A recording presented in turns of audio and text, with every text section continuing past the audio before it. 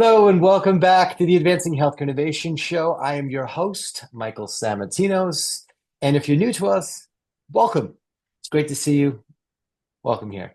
So, we're having some amazing conversations with some great leaders in healthcare that are painstakingly reshaping the future of healthcare.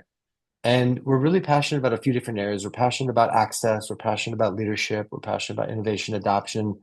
And if it's your first time tuning in, let me just sort of take a quick step back and tell you what we're really trying to get done here. So, our aim is focusing in on bringing real stories of innovation to life, not just things that you read, but like real people that are actually doing things and making stuff happen and giving them the space to share their story with our community and ultimately with the world. So we've got an amazing action-packed year. If you haven't checked out any of the historical interviews, wherever you are now, if you're watching this, if you're listening to this, please hit the subscribe button now so that any new interviews come directly to you. So every once in a while, someone decides that they're just done waiting for the healthcare system to catch up. And they see a gap that everyone either has either learned to tolerate, and then they just decided to build something that makes you wonder, well, why didn't this exist years ago? And that is Elaine Shi. She is the co-founder and CEO of BodySpec, a company that started with a very simple belief that if people had real visibility into their health, not just like vague advice, not surface level checkups, but real data, then they'd make different decisions, better decisions, life-changing decisions. So she took a tool that has lived inside of elite sports programs and research hospitals and made it available to everyday people. And not like in a, hey, someday when the system is ready kind of way. No, she put DEXA technology on trucks on wheels and sent them straight into neighborhoods, gyms, offices, anywhere people were ready. No friction, no permission required. So today, BodySpec has delivered over 1 million scans. This is just wild to me. So a million moments when someone actually saw the truth about their health for the first time. 1 million wake-up calls, 1 million course corrections, 1 million chances to change a life before a crisis honestly really ever showed up. So, but I think what I find most compelling about Elaine's story is really the kind of the courage behind the model. We're starting to see a lot more noise around consumerism. Uh, but Elaine and her team, they had conviction well before this was sort of like a fad. So today, I kind of want to just kind of go through what it was like for Elaine, pushing against the system that is very wired to react, not necessarily predict, and just seeing the course and how she unfolded that. So today is BodySpec is a scanning, they're not just a scanning service. So they're really sort of a gateway into this personalized health. So we're going to talk about how she built it, the moments where maybe vision was tested, the bets that she made early on that ended up being right, and maybe where she sees the future of preventative health heading next. So, Elaine, welcome to the show. It's great to see you. Thank you so much, Michael. It's great to be here.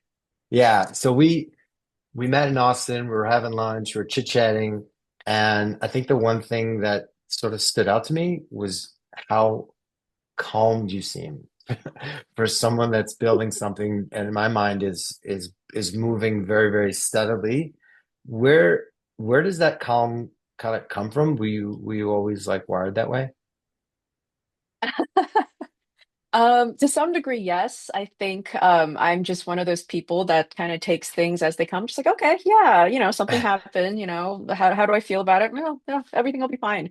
I think part of it is that today, more than really any time in body specs trajectory, and this is kind of a personal thing, we just I have found kind of a really kind of a situation where we just are very balanced and just feel I think, extremely lucky to be in an industry where we see increasing relevance. And on a personal level, I run the company with my husband. We have three young children, but to Yeah, achieved a work-life kind of balance that allows us to do all the things that we need to do for the company while ensuring that we're also doing the best for our kids. And a lot of that has to do with being able to surround ourselves with kind of the resources and having the yeah, systems in place to do so. So I feel that I come to work ready, right? And then, and then we go home and then we're back at work and in the evening and all of it feels very, very good right now, and very sustainable, which is not always the situation with the startup, as I'm sure you've heard many times. yeah, So yeah. no, feels good to be here. So we do share that in common. I do work with my wife, so we're going to jam on that in just a moment. But I just want to before I think something that's interesting because when you say startup, like your journey has been it's been a longer journey. You've been at this Hmm. for well over a decade. And Hmm. what I'm seeing is that the industry in digital health, health tech, venture, most people celebrate, I call them the different moment, the moment of funding. But your story is different. Like you kept going without taking any funding. I believe it was for a decade and For a like while, before the yeah. world was Hmm. watching. Can you kind of maybe talk about fundamentally your viewpoint around that? What made you decide to go down that road versus, taking money or early on? Yeah, I think it's fundamentally tied in with how the company started. And so I'll, take a little bit of time to kind of walk through Yeah, that and kind of explain yeah, why. But long story short, BodySpec was my MBA thesis project when I was a student at UCLA Anderson, an MBA student at UCLA Anderson. It was not my idea. Right. And I was also not particularly what we thought of as the target audience, right? I was not particularly fit. Roy, my husband, and I, we had gotten married the summer before I started B school, and we had lost weight for our wedding by eating Menchie's yogurt for dinner. Right. And somehow Roy lost 40 pounds on that. And so we clearly didn't know very much about our bodies. I had never really played sports growing up. And so we were pretty much just like nerds. So a classmate of mine, though, really kind of polar opposite. We were in the same section, just became a very close friend. His name was Bryce Lucan, and he was very much what you would imagine as like the all-American athlete, right? High school right, football player, college football. He played football at the Air Force Academy and had used a DEXA there. Right. And yeah, when he moved to LA for B school and for work, couldn't find one for less than $400. So he actually came to school with that idea, and I joined his team for the school project. okay, And we had fun. It was very much his viewpoint, vision at first. This is going to be something that we're going to sell to CrossFitters. He himself was a CrossFitter, and we're right, going to put this machine in a van, and we're going to try to sell it to them. And we'd be driving around to all these different CrossFit boxes at the time. And what ended up happening was, yeah, it was okay it was pretty good. Like, CrossFitters liked it. But two things happened that were really important. The first was that Bryce could not work on this company after we graduated, right? He actually had to go back to the Air Force full time, and this was a mm, contractual thing. And then the second, so Roy and I ended up with the business effectively. And the second thing that happened was that all of our friends from B school, who had been our guinea pigs, of course, went on to real jobs. They went on to yeah, jobs and corporate America, right? B school jobs. So Google and LinkedIn and all of that. And some of them were like, "Hey, this is kind of cool. Maybe you should try bringing this to campus." And we're like, "Yeah, let's do that." So our first corporate partnership, well before we probably should have had one, we were like very, very, yeah, early, yeah, was Blizzard Entertainment, right? interesting, And yeah, Blizzard makes World of Warcraft. They are not an employee group of CrossFitters. In fact, they are still yeah, somewhat undermuscled compared to others, of their same cohort. right, But regardless, so they weren't really what we had in mind, right, as the target demographic. But from the very beginning, when we would show up to Blizzard and park under their orc statue, and someone at Blizzard and Wellness would send an email out, it would sell out over and over again, right? And we were just like, huh, that's interesting. And then that happened again at Google. And then someone from LinkedIn snuck into the Google event because we didn't have the technology to do private events, embarrassingly at the time. So someone from LinkedIn was able to get onto the Google campus to scan, right? And they were like, "Hey, you should come to my workplace," right? And it just spread like that. So we had what I guess we call now product market fit, Yeah. but we didn't really know how to talk about it. We didn't really know how to pitch. When I look at our slide deck back in the day, it's super cringe, right? Very, very ugly. But when you were So no one talking to believed us, people, when you right? were talking I to went people and that like that's interesting because you say someone that didn't even yeah. work at Google was working at LinkedIn. What did they find so intriguing? Did you happen to go back and talk to them to kind of extract what was it that created so much curiosity for them to want to kind of sneak into this event and do this?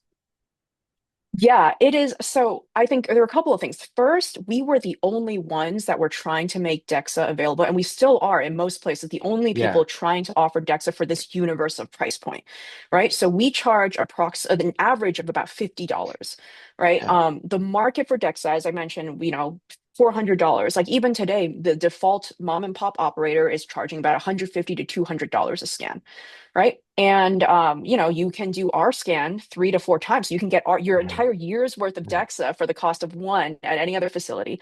So that was just the first thing, right? As the only operator that's trying to I guess compete on affordability, we were naturally something that people wanted to share.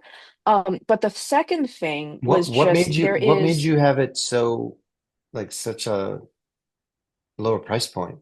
I mean, because you're talking about like significant savings here, 400, yeah. 150 to $50 a scan. Like, and it's using the Mhm. same technology. Yeah. Is it just markups? No. So I mean, I honestly, yes, to some degree that there are obviously other players that are just marking up the Yeah. service, right? But I think from the very beginning, when the way we thought about the business was how do we actually engineer such that we can pull all the slack out of the system? And that's Okay. really kind of the approach. How do you pull the slack out of the system so that you Yeah. get, a appointment time that is as close to the amount of time you need that body on the scanner, Yeah. right?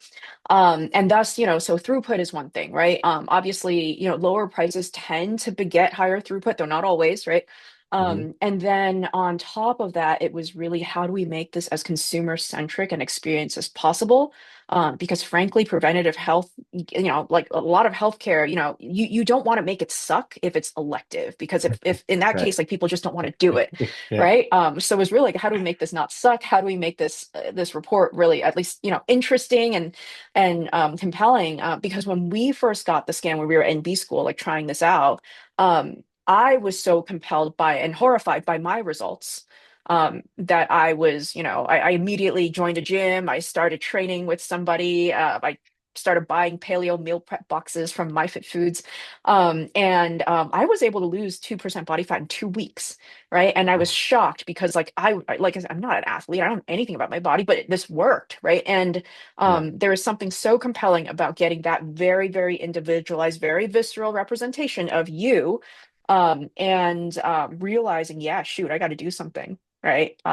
Yeah. And I remember that scan that I got that's 2 weeks in, like I had it on my fridge. I stared at it all the time because I was so proud of like that 2% body fat. It's just incredible. So What's interesting is that the market was giving you all these very, very clear signals, and you were obviously listening to those signals.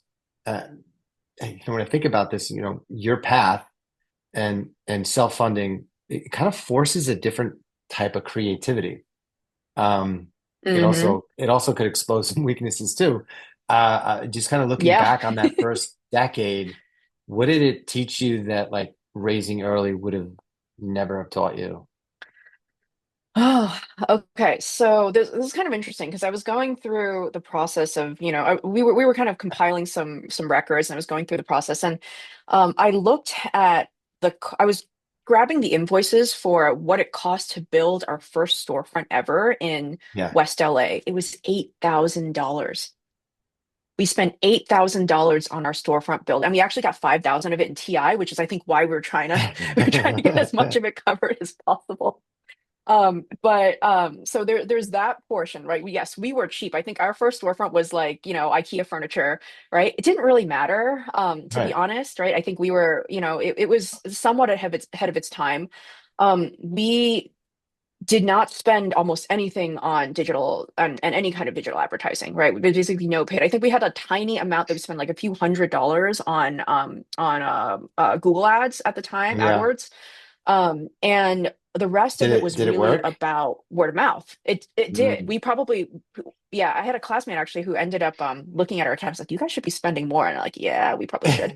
But it was really about working with communities, working with workplaces, working with gyms Mm. to effectively get free marketing on our behalf. Because when a van shows up and you stick it in front of, say, the Google Gym, basically what happens is 84% of the people that get off of that van stare at their results. They look at the Google Gym and they're like, "Ooh, I got to use that more." So, for that reason, a lot of companies understood this, right? And they were Yeah. willing to just, give us some space, send out a Slack message or an email. And at that price point, many of the employees were happy to pay out of pocket, especially since Dexes are HSA FSA eligible, right?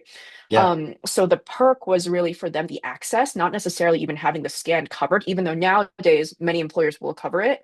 Right. But yeah, that was our kind of like, that was what we had to resort to, right? We were just kind of like, okay, we got to figure out how to get people to tell others about this on our behalf.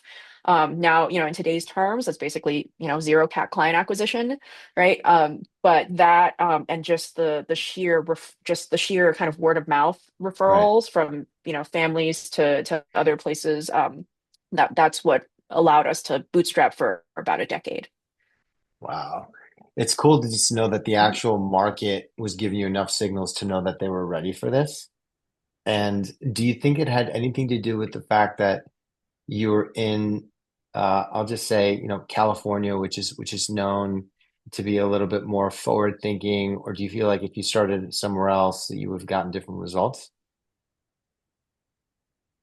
I think California definitely had to do with it, right? I Okay. think, and even back in the day, between what we launched in Los Angeles, right?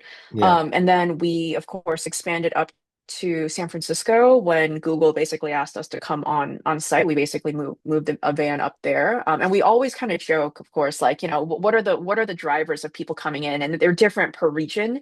In Yeah. LA, it's very aesthetic, right? And in San Francisco, of course, it was very data driven, right? Mm. Regardless of whether that engineer at Google or whatever was particularly fit, they still wanted to track, right? And Yeah. so I think that and kind of the heavy kind of like workplace element of NorCal obviously helped a Right. lot. Hmm. Yeah, like, when we launched in Texas, it was definitely slower to grow initially, but I would say these days, the industry has really changed. I think people's interest in kind of these consumer initiated diagnostics has fundamentally grown. And there's a lot more voices talking about longevity, talking about perimenopause, talking about, frankly, GLP-1s, right? Right. And just other kind of tailwinds in the industry that have extreme relevance to what we're doing and for which we can be an invaluable tool that people have already discovered. So, Yeah. I mean, we're talking about, like you guys have a lot of momentum, obviously, right? Which is momentum is rarely linear. Um, was there like a tough stretch at all? While you've been building body spec, anything that you're willing to sort of share and maybe even that taught you about the process, the journey, maybe if there are some other founders that are listening that you can kind of share a little bit about that.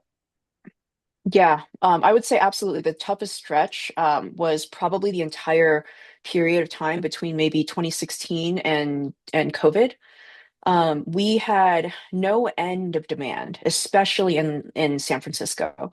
Mhm. But California and many other states has a specific licensure process for expert technicians to be able to do DEXA.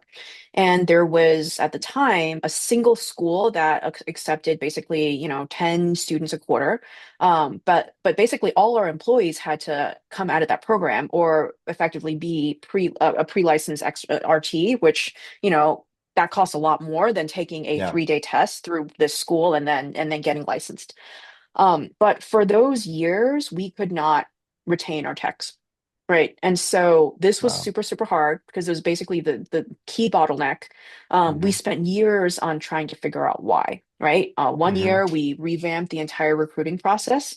Hmm. Um, Another year it was all about, we brought on more benefits, whatever it was. And it really wasn't, I don't know. Things kind of got to a tipping point around Thanksgiving right before COVID, right? So it was Hmm. basically Thanksgiving in 2019. We had like three people, three licensed technicians in Right. SoCal resign the week of Thanksgiving because they just didn't want to Mm. work hard in January, right? January is always really busy. They're just like, no, we're kind of done. We're going Mm. to do something else.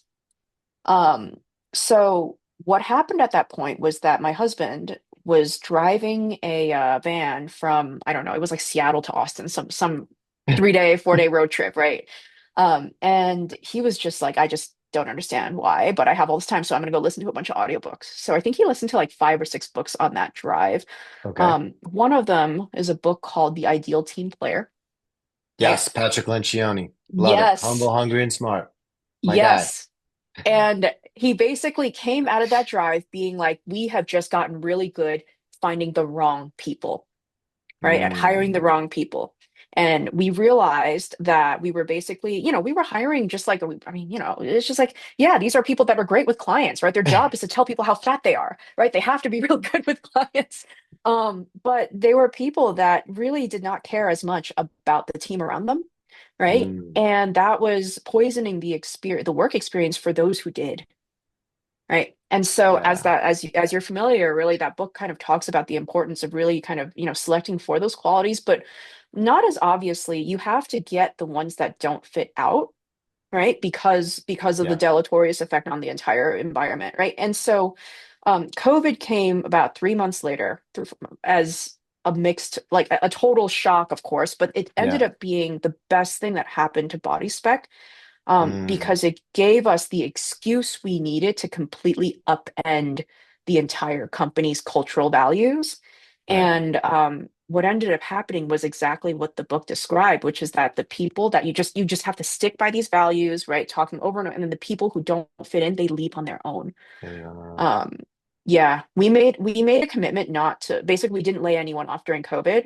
But the people that we lost were people that left on their own for cultural reasons and used kind of, the tumult of COVID to Hmm. do so, right? Mm. And weirdly enough, we ended up as just, I guess maybe that's not weird. COVID was just, like it was a crucible for most companies, right? But Yeah, that's right. we did absolutely ended up as a better company than we did before. And so I think we were maybe stuck at around a head count of like 38 for 3 or 4 years. And now we're about 100, right? But it's just been like steady growth since then. Mm. You mentioned about your husband and co-founding the company together. I'm thinking about this is a beach ball. You got two different colors of a beach ball. You cover more surface area. And working with your partner, sometimes it can bring out the best in you, and sometimes it can bring out the worst in you. I guess what have you two learned about each other that you wouldn't have kind of discovered if you weren't building a company together? Um, I would say it was a very big challenge for many years, especially when we were actually working from the same room. That was really pretty terrible. And what we have discovered, and this is alongside raising our kids too. Our oldest daughter was born in 2018, right? So really, Hmm. kind of when Hmm. it was the worst, right? And then we had Yeah. two other kids, and our youngest right now is 2.5, so they're still pretty young. We learned that we should not work on the same thing, just as a practical matter of speaking. Because realistically, although I think we have a lot in common, um, there is no way that I can, and I hate to use this term, but really compete with the amount of time that he has to spend on the same problem, Hmm. right? Hmm. Based on the way that my schedule was with children and all of that stuff, right? I might Yeah. have a solid 40 something 50 hours maybe, and he's got 100, right? Yeah. Yeah. So we really had to carve up the business in very different ways. But the other thing I realized about him was that um and about myself to some degree was that there are things that I was really afraid to do, and I realized if I just went out and did it enough times, I kind of just, got used to it, right? And Yeah. pitching investors was one of those things. Yeah. Back in 2022, I assumed he would be the one to fundraise. But ultimately, at some point in 2022, he was like, no, we gotta, this isn't working. We gotta carve it up. And I got the job of fundraising. So ultimately, I was the one who ended up finding our Series A investor, closing the round, and it's been huge. So I think there's a lot of discomfort that comes with growth, right? And he's very That's good right. at forcing it, and just changing the way that we work together, and both the personal supports that we have as well as the structure of our work here at BodySpec to do so. So it's very ruthless that way. It's been good for us. Mm. Yeah. I mean, when you think about carving up the work, having those difficult conversations, I know the dance, I work with my wife too. So there's something about having difficult conversations, and then all of a sudden you're at the dinner table. So I totally get where you're at with that. Mm. Now, sort of shifting gears, you the company now you've raised, you've scanned over 1 million people. I mean, that's 1 million stories. What's next? How far out do you look as CEO? What do you envision in terms of what's next? Yeah, just to clarify, the company has done over 500,000, probably Half a closer to million. six hundred Okay, thousand okay, at this okay. point, right? Maybe more than Still, that. still, Yeah. I mean, 500,000 scans, 500,000 stories. Yeah. So for us right now, we're, looking ahead at a couple things. The company is currently in 7 markets right now. So we're very Okay, heavy on the West Coast, right? okay. Chicago, Texas. We are finally expanding to the East Coast. I believe next week, our Boston location is about to open. So that'll be our first East Coast location. And we're under contract for something in New York as well, which we're really excited about. So Hmm, fundamentally, geographic expansion, we want to be where our customers are, and we have customers really in every city, and trying to ensure that accessibility, which was the key driver of the founding of the company, is something that we carry into reality as we grow. hmm. Um, Beyond that, we're really looking at other opportunities and other tests and imaging offerings that we'd like to develop either on the DEXA itself Yeah, or in, analogous or, or complementary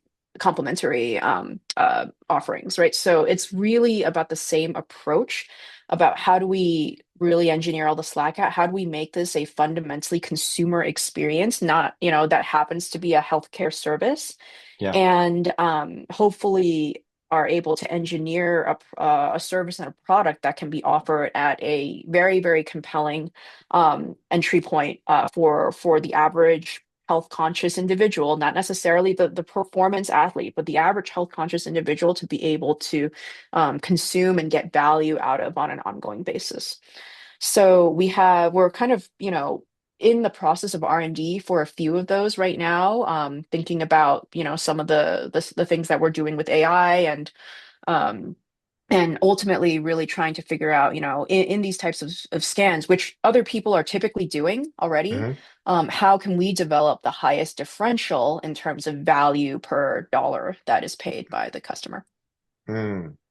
You also mentioned about like the different markets that you're going into. You mentioned Chicago, which is now my hometown.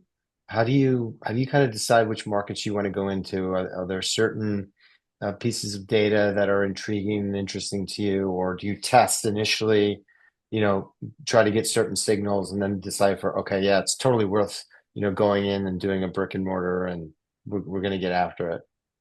Yeah, yeah. So we're lucky in that we have a good amount of data, both because Hmm. people do travel to get our scans, right? And most of them are coming from the cities where we Yeah. are looking to open, right? So we have a lot of that data. Once we're on the ground, we typically will do a hybrid strategy between a van and a storefront. And Okay. the van, of course, also allows us to effectively test new geographies and figure out where are some of the areas that might be promising to anchor later on with a storefront location. So we've done that pretty successfully in our current markets. And, I think having good locations that are convenient to our customers again is really important because again, elective service, right? You want to make it easy for people to do, especially for something like DEXA, which you really get the benefit from not necessarily just the first, but really the subsequent scans, especially Yeah. as you apply it to kind of measuring the changes that you're making in your life or not. So I think what we're really proud of is that a lot of our customers are now coming in quarterly or on a regular basis because Hmm. they now understand and have been able to integrate the data that we provide into whatever type of ongoing goal or journey that they're on.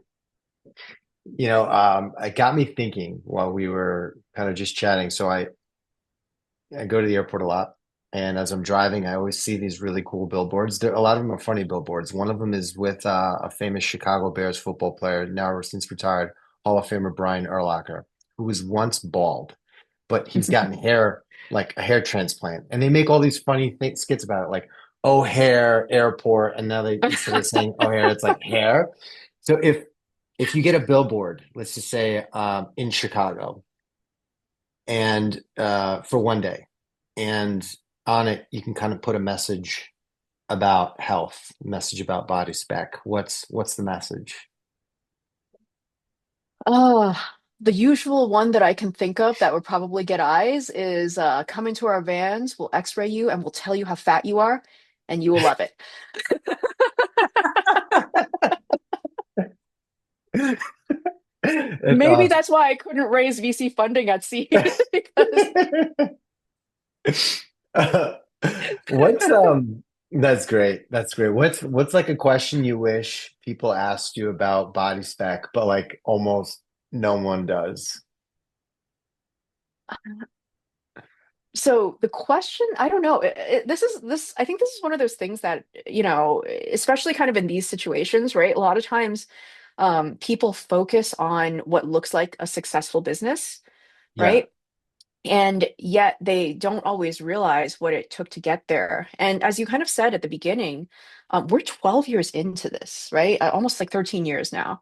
yeah, And I think, when we were originally going after the EA, I had some friends, right, in venture that were kind of like, friendly and they were saying things like you might want to consider just like, closing down the company and starting it up again so that you don't have this, at the time, 10-year history, right, right? right. Because it's frowned upon. Like, hey, why did you wait so long? You're Yeah. like, wait a second, we were actually building a real business, like real Yeah. customers, lifetime value of our patients. Like we were figuring it Yeah. out. Yeah, but also just like, it's the durability of the business kind of comes out over time, right? A lot of the initial issues with our equipment and all that stuff came out in year 3 and 4, and a lot of the what we ended up I would say the IP that we have and the innovations like going into what powers body spec at scale, were really kind of born out of, the third or fourth year of operations, right?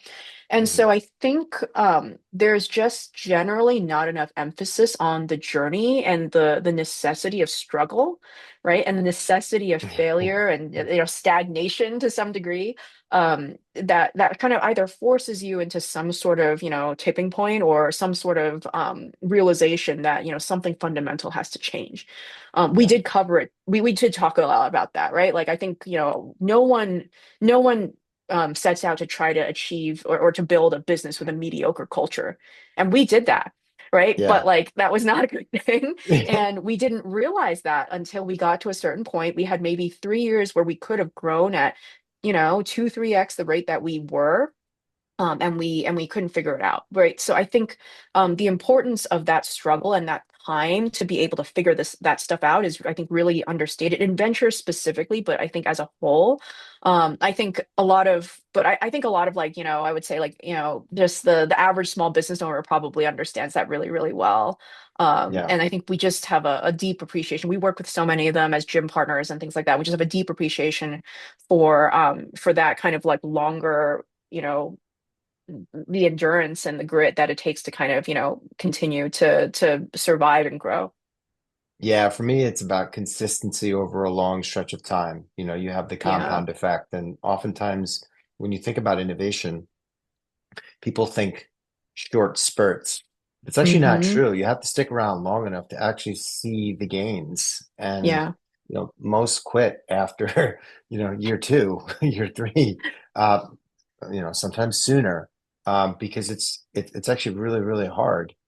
So if you think about body spec and, maybe looking into the future, let's just say, for example, you guys fulfill your full potential. What what fundamentally changes in healthcare? What changes in people's lives?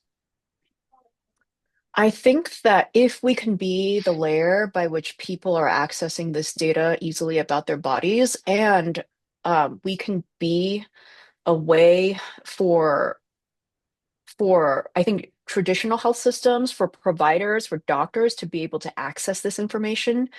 I think we've achieved what people in general want from healthcare, right? They want systems that can intelligently digest and analyze and guide their behaviors and, decisions in order to prevent disease, right? I think Yeah, that's all we want. And I think that's kind of the healthcare element. Obviously, there is a big SDOH and just like infrastructure element that I think of is course, of course. probably beyond our reach, right?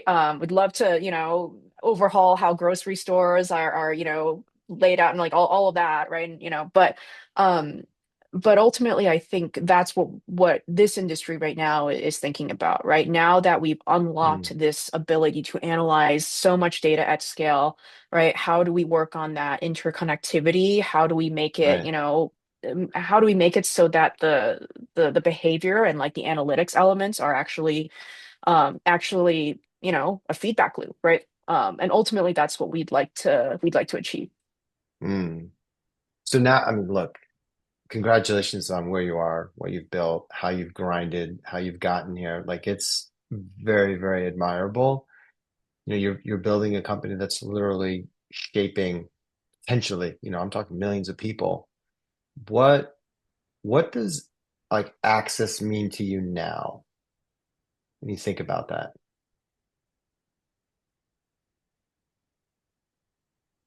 It means that anybody who, I don't know, there's a lot of ways to kind of like think about that question. I think there's a cost element, right? But also really it's about how do you slot this thing into your life, right? And that comes from not just cost and not just geography, but really it's about time, Hmm. right? Hmm. And that's the thing. It's like when you're creating something like body spec, you're trying to create a habit for people for of Yeah. something that they like didn't used to do. They definitely didn't used to get x-rayed for fat before, right? So I think you're competing for relevance, you're competing for time, and you're competing almost for like the joy of the experience. And ultimately, those are all things about access. You have to be able to fit that thing into your life and you have to want to be able to do it. And once you've done it, you have to have had a good enough experience, regardless of what your body fat result was, Yeah. that you're down to go and do it again. And regardless of what you think you might get. Amazing. Well, before we kind of wrap, tell us sort of where we can follow you, follow Body Spec, like just kind of sort of give a snapshot commercial. So if anyone wants to take action, where they can go to schedule their appointment. Yeah, absolutely. So anyone can just go out to our website, www.bodyspec.com. You'll be able to see very, very easily all of our cities, all of our locations, and usually only takes a couple minutes to sign up for an appointment. And we'd love to see any of you guys there. And please give us feedback as well as we're expanding on other cities that you'd like us to be in because we are definitely watching. So thank you guys so much. Of course, of course. Elaine, it was really awesome. It was really awesome to hear your story today. The 10-year grind. Like people don't really see like what it takes to get to where you are today. The conviction, the fact that you saw this before the personalized health movement, the longevity movement, and sticking to it, that it makes this conversation matter even more. And to me, it's just obvious that you have a very significant belief that drives the decisions that you make, wanting to build a real company that has a real culture. I think it takes a different type of leader to stay in the game for over a decade before deciding to take, outside capital. I think it even takes an even more rarer type of leader to do this with their spouse while staying aligned and like raising a family. So thanks for your honesty, for your humility, and actually for just giving us like a peek behind the curtain of what it takes to build body spec. So to the audience, here's sort of the part that kind of hit home for me today. I think we spend a lot of time reacting in healthcare. We wait for a crisis to happen and then we respond. Like, why? Why wait for that? Take action now. And I think what Elaine and her team have built is actually the opposite of waiting. It's actually a reminder that it's nice to actually have clarity. It empowers you. So that access to me, like it's not a luxury. It's a prevention of something that could be happening in the future. So why wait?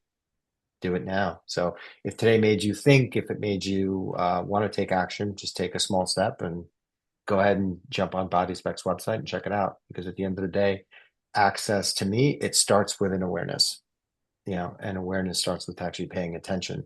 So if there's more topics that you want us to explore or a leader that you want to have come on to the show, drop me a note, leave a comment. We do read them. We pay attention to them. This platform, it's not just about content. Like it really is about an interactive community and ecosystem. We want to help people. So thanks for listening. Keep building with purpose. And we'll see you next time on the Advancing Healthcare Innovation Show.